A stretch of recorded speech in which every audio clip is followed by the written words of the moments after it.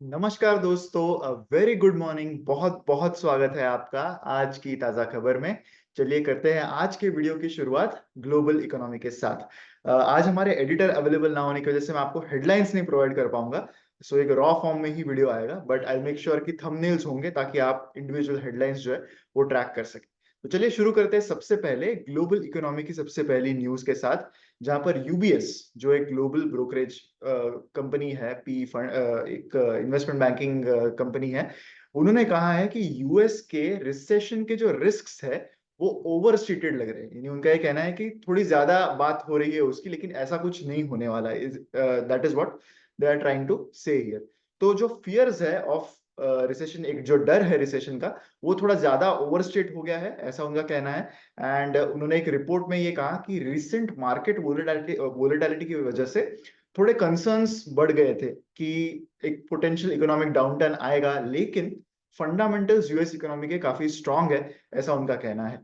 तो उन्होंने हाईलाइट किए हैं कुछ पॉइंट्स यहाँ पर, जैसे जिन्होंने एक थोड़ी सी फियर बढ़ा दी थी कि येन कैरी ट्रेड के बीच चीजें हुई थी एक दो हफ्ते पहले।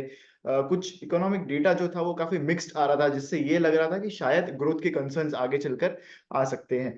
तो बैंक के जो मेन स्ट्रेटेजिस्ट है वो ऑप्टिमिस्टिक है अभी भी कि यूएस का जो इकोनॉमिक आउटलुक है वो अच्छा है, because of house hold finances जो एक बफर हो सकता है अगेंस्ट रिसेशन रिस्क्स, ऐसा उनका कहना है।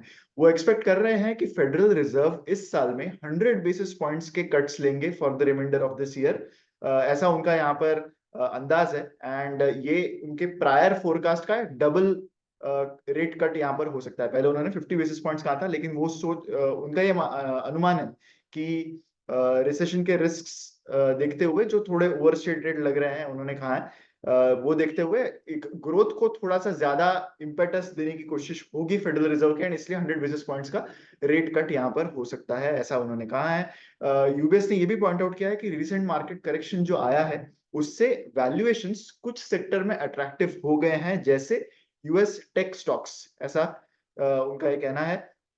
करंटली थोड़े से रीजनेबल वैल्यूएशंस पर वो अब ट्रेड कर रहे हैं। जो सेक्टर का 12 मंथ फॉरवर्ड अर्निंग है वो डिक्लाइन हो गया है from a peak of 32 to 27.4। This is obviously as per UBS own estimates कि उनके फॉरवर्ड अर्निंग्स क्या होंगे, उनके एस्टिमेट्स के अनुसार उन्होंने यहाँ पर ये कमेंट दी है। अगली न्यूज है अबाउट द एशियन स्टॉक्स। तो एशियन स्टॉक्स की अगर हम बात करें, कल क्या हुआ था एशियन मार्केट्स में, तो सबड्यूड ही रहे ओवरऑल। जापान जो है उसके कैचअप ट्रेड अभी शुरू हो गए हैं। जापान का जो इंडेक्स था निकी 225, वो कल 2.3% से ऊपर रहा था। तो जो एक रिबाउंड है पिछले हफ्ते का वो एक्सटेंड होता हुआ नजर आ रहा है। अभी भी ओवरऑल एशियन मार्केट्स की अगर हम बात करें, mainly China, Japan and Korea, तो वो टाइट रेंज में ही रहे कल। एंड जापान की तरफ से हालांकि एक मेजर कुछ चीजें हुई है ओवर द वीकेंड कि जो जापानीज इकोनॉमी है दैट हैज श्रैंक, यानी वो डीग्रो हो गई है सब्सटेंशियली। जो एक्सपेक्टेशन था उससे ज्यादा जो डेंट है उनकी इकोनॉमी में, वो फर्स्ट क्वार्टर के नंबर्स की अगर हम बात करें तो उसमें वो ज्यादा डेंट आया था। But any improvement in growth की वजह, अगर कोई ग्रोथ में इंप्रूवमेंट आती है तो बैंक ऑफ जापान के लिए ज्यादा हेडरूम रहेगा to hike interest rates further this year, ऐसा अंदाज लगाया जा रहा है। हमें पता है जापानीज मार्केट्स में क्या हुआ था एक दो हफ्ते पहले से। तो उसके बाद जो इंडेक्स गिरा था उनका, वो हॉकिश सिग्नल्स, यानी bank of Japan was thinking कि आगे वो रेट हाइक्स करेंगे, उस वजह से बढ़ गए थे। लेकिन कुछ लेस हॉकिश कमेंट्स आए हैं from Bank of Japan officials over the last few days. And obviously yen भी थोड़ा सा सॉफ्टर हो गया है, जिस वजह से जापानीज स्टॉक्स में जो लॉसेस हुए थे वो थोड़े से रिकूप, यानी वो थोड़े से कम हो गए हैं in the rally that has happened in their markets in the last 2-3 trading days. Indian economy की बात करते हैं, यहाँ पर जो न्यूज है that is about the sugar industry. तो शुगर के स्टॉक्स, ओवरऑल शुगर इंडस्ट्री के स्टॉक्स ऑलमोस्ट 5-6% से ऊपर कल रहे। एंड उसका रीजन ये है कि गवर्नमेंट, ऐसा एक रिपोर्ट की वजह से माना जा रहा है कि गवर्नमेंट इज थिंकिंग कि इथेनॉल के प्राइसेस में हाइक यहाँ पर कर दी जाए, ऐसा प्रपोजल करंटली दिया जा रहा है, ऐसा एक रिपोर्ट के अनुसार यहाँ पर आया है। तो रिपोर्ट ये है कि गवर्नमेंट कंसिडर कर रही है कि जो इथेनॉल के प्राइसेस है वो हाइक किए जाए फॉर 2024-25 सीजन। एंड इससे एक डाइवर्सिफिकेशन ऑफ फीड स्टॉक्स जो है फॉर इथेनॉल, फीड स्टॉक्स यानी सारी चीजें जो इथेनॉल को इथेनॉल बनने के लिए कंट्रीब्यूट करती है, विच कुड बी मोलासिस जो शुगर इंडस्ट्री से है, ब्रोकन राइस ग्रेन्स, बाकी सारी चीजें जो है, इवन मेज कॉर्न, ये सारी चीजें भी यूज होती है एज फीड स्टॉक्स। तो डाइवर्सिफिकेशन हो फीड स्टॉक्स का to achieve the 20% blending target of the government, जो उन्होंने 25-26 के लिए रखा है कि सारा जो फ्यूल है उसमें 20% ब्लेंडिंग इथेनॉल का हो सके, that is the target of the central government. तो जो कमिटी है which is led by the joint secretary from the petroleum ministry, उन्होंने ऑलरेडी ये प्रपोजल डिस्कस किया है, एंड जो एडजस्टमेंट होगा इथेनॉल प्राइसेस में वो अलाइन होगा with the fair price of sugarcane. तो करंटली इंडस्ट्री में यही प्रॉब्लम था पिछले 1 साल से, एक तो शुगर का प्रोडक्शन भी कम हुआ था, तो इस वजह से गवर्नमेंट ने डाइवर्जन टू इथेनॉल जो है वो भी कंट्रोल किया था, एंड शुगर के एक्सपोर्ट्स भी कम कर दिए थे ताकि डोमेस्टिक डिमांड फॉर शुगर जो है उसमें ज्यादा प्रॉब्लम ना आए। लेकिन अब चीजें आगे बढ़ चुकी है, इस साल एक्सपेक्टेड है कि मानसून भी नॉर्मल रहेगा, तो ऐसे में government is now again concentrating on their ethanol blending program. तो प्राइस रिविजन जो है that is considered a priority. Industry में बहुत सारे जो प्लेयर्स थे उनकी यही डिमांड थी कि इथेनॉल के प्राइस में कुछ रिविजन किया जाए, ताकि जो इकोनॉमिक्स है of running the sugar business वो कुछ सेंस कर सके, यही सारी इंडस्ट्री की मांग थी। तो प्राइस रिवीजन कंसिडर किया जा रहा है on a priority to incentivize the production and to meet the blending goals, क्योंकि ब्लेंडिंग गोल्स भी सरकार के लिए इंपॉर्टेंट है, तो उसको भी मीट करना एक इंपॉर्टेंट चीज रहेगी। इंडियन गवर्नमेंट ने 20% की डेडलाइन, 20% ब्लेंडिंग की डेडलाइन 25-26 में रखी है। एक्चुअली ओरिजिनल डेडलाइन 2030 हुआ करती थी, लेकिन गवर्नमेंट ने ज्यादा जल्दी इसको अचीव करने के टारगेट्स रखे हैं। तो ऐसे में गवर्नमेंट का भी पुश रहेगा कि इथेनॉल के प्राइसेस थोड़े से बेटर कर दिए जाए। इथेनॉल प्राइसेस 2022-23 सीजन से अनचेंज्ड रहे हैं। करंटली जो प्राइस है इथेनॉल की that is produce from sugarcane juice, वो फिक्स कर दी गई है एट 65 रुपीज। तो लगभग 2-3 सालों से ये अनचेंज्ड रही है, एंड बाकी जो इथेनॉल के ग्रेड्स है उसमें उसकी प्राइसेस थोड़े से कम है उससे।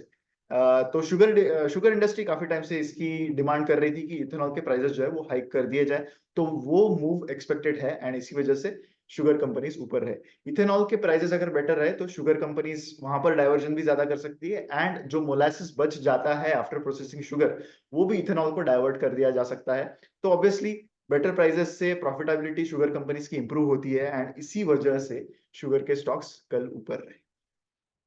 अब बढ़ते हैं कुछ स्टॉक वाइज न्यूज की ओर, जहां पर हम मेजरली कुछ इंपॉर्टेंट एंड इंटरेस्टिंग रिजल्ट्स की बात करने वाले हैं। सबसे पहले यहाँ पर हम बात करेंगे मदरसन, संवर्धना मदरसन इंटरनेशनल, जिन्होंने अपना Q1 रिजल्ट कल डिक्लेयर किया। नेट प्रॉफिट कंपनी का 69% से बढ़ गया है to 1097 crore. Revenue from operations भी अच्छे खासे बढ़ गए हैं। 28,800 का रेवेन्यू रहा कंपनी का in this quarter, compare to 22,462 जो Q1 और FY24 में हुआ करता था। कंपनी के मेनली जो वॉल्यूम्स है वो काफी रोबस्ट है despite industry being quite flat. Motherson, Samvardhana Motherson जो है वो एक ऑटो एंसिलरी कंपनी है, तो दे सप्लाई वेरियस पार्ट्स जो ऑटोमोबाइल इंडस्ट्री में यूज होते हैं, ओईएम कंपनीज जो है वो यूज करते हैं। कंपनी के जो चेयरमैन उन्होंने ये भी कहा कि कुछ एक्विजिशंस जो उन्होंने रिसेंटली किए थे वो सक्सेसफुली इंटीग्रेट हो गए हैं, and they are contributing positively to the company, and आने वाले महीनों में भी अच्छा कंट्रीब्यूशन उन एक्विजिशन से आएगा। कंपनी अभी भी auto and non auto businesses दोनों में इन्वेस्ट करना उनका जारी है। 2 फैसिलिटीज उन्होंने कमेंस की है प्रोडक्शन में, सो 17 ग्रीन फील्ड फैसिलिटीज उनके टोटल है right now at different stages of completion currently. हालांकि ये सारी चीजें होने के बाद भी कल स्टॉक थोड़ा सा नीचे रहा। उसका रीजन ये है कि इन्वेस्टर प्रेजेंटेशन में कंपनी ने बताया कि करंटली जो इंडस्ट्री डायनामिक्स दिख रहे हैं उनके लिए वो थोड़े से वीक नजर आ रहे हैं। ईवी लॉन्चेस में काफी डिले होने लगा है, इन्वेंट्री बिल्डअप काफी बढ़ गया है because of the Red Sea crisis. तो जियोपॉलिटिकल इश्यूज की वजह से कुछ चैलेंजेस उन्हें करंटली नजर आ रहे हैं। स्लो डाउन भी दिख रहा है ईवीज के ग्रोथ में, तो ये भी एक मेजर चैलेंज इस इंडस्ट्री के लिए एंड स्पेसिफिकली संवर्धना मदरसन के लिए यहाँ पर आगे रहेगा। अगला रिजल्ट जिसे हम डिस्कस करेंगे that is about hero MotoCorp, जिनके Q1 रिजल्ट्स में net profit has increased by 36%। Volume की अगर बात करें तो वो 15.35 लाख यूनिट्स रहा ऑफ मोटरसाइकिल्स एंड स्कूटर्स, जबकि Q1 ऑफ FY24 में 13.53 लाख यूनिट्स रहा था। रेवेन्यू फ्रॉम ऑपरेशंस अगर देखें तो वो 16% से बढ़ गए हैं। शार्प रिकवरी दिख रही है बहुत सारे मार्केट्स में, जो एक्सपेक्टेड था कि Q1 में होगा। थोड़ा सा बेस भी वीकर था, तो मोर और लेस दिस वाज एक्सपेक्टेड कि अच्छे रिजल्ट्स, मोर और लेस नंबर्स अच्छे आएंगे। अच्छी शार्प रिकवरी दिख रही है in the market share in 125cc segment. ऐसा कंपनी ने कहा है, which is mainly because of their new model called extreme 125, जो 125cc की बाइक है। एंड उनका अभी भी फॉर्मिडेबल मार्केट शेयर है in entry vehicles as well as deluxe vehicles, and over 70% is powered by जो उनके की ब्रांड्स है like Splendor, Passion and HF deluxe. तो ओवरऑल अगर हम देखें तो अच्छा रिजल्ट रहा है हीरो मोटोकॉर्प के लिए। एंड अभी भी कंपनी सेज की प्रीमियम सेगमेंट जो है उस पर उनका ज्यादा ध्यान रहेगा, जो एक काफी मेजर ट्रेंड रहा है in the automobile segment. EaseMyTrip के Q1 रिजल्ट्स की बात करते हैं। नेट प्रॉफिट कंपनी का 31% से इंक्रीज हो गया है to almost 34 crore. Total income अगर देखें तो वो 156 करोड़ रहा, जबकि पिछले साल के सेम क्वार्टर में 127 करोड़ के आसपास रहा था। ग्रॉस बुकिंग रेवेन्यू कंपनी का 2274 करोड़ रहा है इन Q1। दो अगर हम सेगमेंट्स देखने जाए तो अभी भी फ्लाइट बुकिंग्स से कंपनी का around 89% of the total revenue आ रहा है। हालांकि hotel bookings and train buses में वो अब ज्यादा कॉन्सेंट्रेट करने लगे हैं, बट स्टिल फ्लाइट बुकिंग्स से ही मेजरली रेवेन्यू आ रहा है। एंड कंपनी इस क्वार्टर में एंड पिछले क्वार्टर में ज्यादा ओपनली फ्लाइट बुकिंग्स के नंबर्स बता नहीं रहा है। एंड द रीजन इज कि क्लियरली यहाँ पर कंपनी मार्केट शेयर लूज कर रहा है। उन्होंने बस एक पासिंग लाइन दी है कि एयर सेगमेंट के bookings in Q1 FY25 was at 26.2 lakhs. This is the volume of bookings.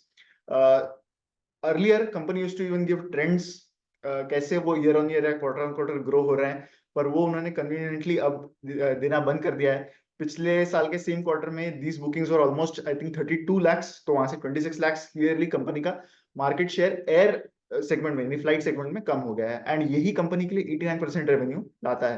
तो these are important things that we must understand from any result. Hotel and holiday packages में हालांकि growth काफी अच्छी है, वहां पर base भी काफी लो है, सो ग्रोथ वहां पर जाहिर सी बात है कि अच्छी रहेगी। बट क्लियरली कंपनी ने जब से डिस्काउंट्स देना कम कर दिया है, क्लियरली उनका मार्केट शेयर कम होने लगा है। This is a clear indication कि एयर सेगमेंट के बुकिंग्स में मोड बनाना बहुत मुश्किल है। People are going to go to someone who charges the lowest convenience fees, and clearly discounts कम होने की वजह से इट इज क्लियर कि इनके पास से काफी सारा वॉल्यूम, इज माई ट्रिप के पास से काफी सारा वॉल्यूम जो है वो लूज आउट हो चुका है। अगला रिजल्ट जिसे हम डिस्कस करेंगे that is Muthoot finance. Net profit company का 11% से इंक्रीज हुआ है, नेट इंटरेस्ट इनकम 22% से इंक्रीज हुआ है। AUM की ग्रोथ, असेट्स अंडर मैनेजमेंट की ग्रोथ काफी अच्छी रही है। गोल्ड लोन, गोल्ड के अगेंस्ट लेंडिंग करती है मुथूट फाइनेंस। 28% से AUM बढ़ चुका है, सो काफी अच्छी ग्रोथ वहां पर दिख रही है। इस क्वार्टर में total gold loan disbursements are the highest ever for the company in any quarter at around 74,000 crore. तो काफी अच्छा डिसबर्समेंट कंपनी ने इस क्वार्टर में किया है। ओवरऑल कंपनी ने यही स्टेटमेंट दिया कि उनका अभी भी फोकस इसी पर है कि गोल्ड लोन इंडस्ट्री में वो एक लीडरशिप पोजीशन मेंटेन कर सके। डिजिटल इनिशिएटिव्स वो यूज करेंगे and expansion of non gold loan portfolio भी वो इस पर भी वो कॉन्सेंट्रेट करेंगे for sustain success in FY25 and beyond, ऐसा मैनेजमेंट ने कहा है। अगली news is about Hindalco. Hindalco ने रिजल्ट्स तो अनाउंस किए ही, लेकिन इंपॉर्टेंट चीज ये है कि वो एक्सपांशन प्लान कर रहे हैं into copper foil to tap into the EV market. तो ईवी पर एक नजर हिंडाल्को की यहाँ पर पड़ती हुई नजर आ रही है। एनर्जी स्टोरेज वाले सेगमेंट में भी बहुत ज्यादा ध्यान देने की कोशिश कर रहे हैं। हिंडाल्को ट्रेडिशनली एल्यूमिनियम में ही कॉन्सेंट्रेट करती थी, लेकिन recently they have gone into copper as well. तो उन्होंने प्लान किया है टू मैन्युफैक्चर कॉपर फॉइल्स जो मेनली लिथियम आयन बैटरीज में यूज होंगे। And company wants to capitalise on the booming battery materials market here to strengthen their position.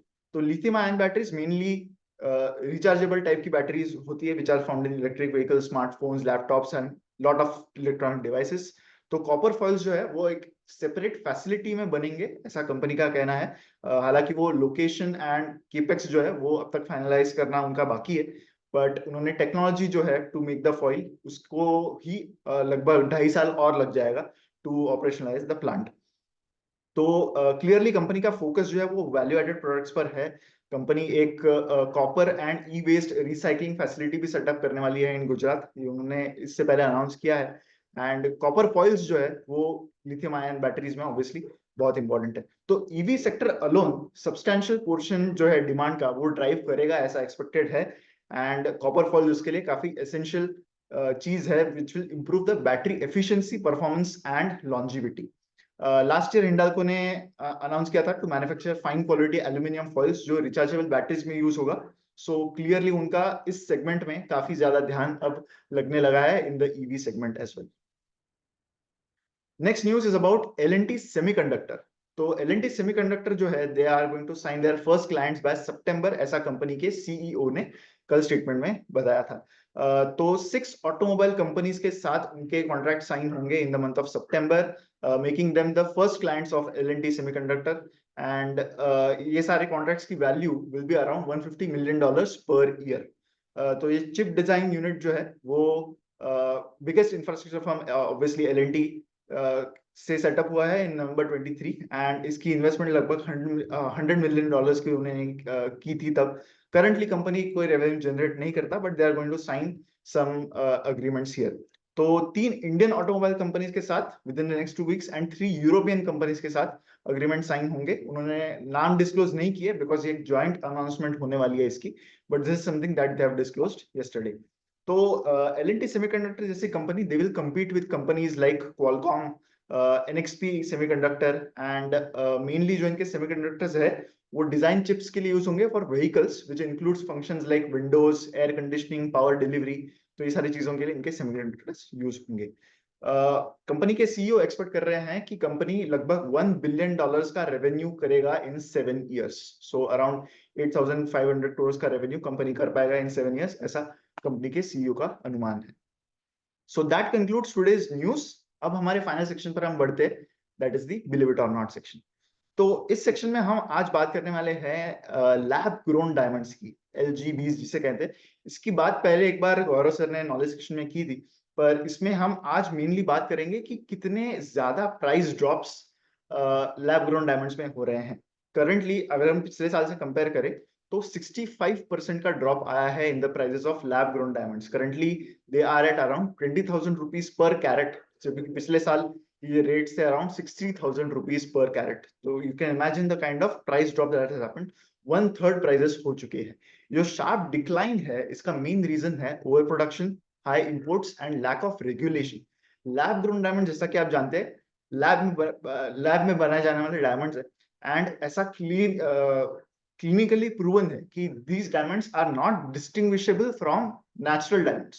So that's a big threat to the diamond industry, क्योंकि अगर differentiation नहीं रहा तो even जो natural diamonds है उनकी वैल्यू में भी काफी गिरावट आगे चलकर हो सकती है। तो ये जो शार्प डिक्लाइन है पिछले 1 साल में वो इतना ज्यादा है कि कुछ लैब ग्रोन डायमंड की कंपनीज जो है वो बैंकरप्ट भी हो चुके हैं इन द यूएस।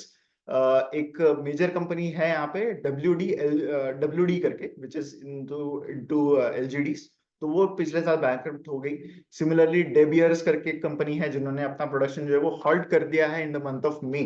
एंड एक फ्रेंच फर्म है डैम कंसेप्ट करके, they also have entered receivership in the month of July. तो इंडियन कंपनीज मेनली कैपिटलाइज कर रही हैं इस पर कि जो कॉस्ट एडवांटेजेस है, लोअर एक्सपेंसेस है for growing and cutting and polishing these diamonds, तो उस पर वो ज्यादा ध्यान करंटली दे रहे हैं। एंड इंडिया के पास ये सारी चीजों के कॉस्ट एडवांटेजेस इतने ज्यादा है कि वो इसको बहुत कम रेट्स पर प्रोड्यूस कर पा रहे हैं and that is the problem in the industry right now. तो ऐसे में इवन इंडियन फर्म्स के लिए प्रॉब्लम है बिकॉज कंपटीशन इतनी बढ़ गई है कि everybody is undercutting each other for the prices. FY24 में India imported lab grown diamonds both rough and polished worth $1.38 billion and export $1.34 billion का किया था। FY25 में शायद ये एक्सपोर्ट का जो अमाउंट है वो शायद और भी ज्यादा हो सकता है। So that is it for today's video.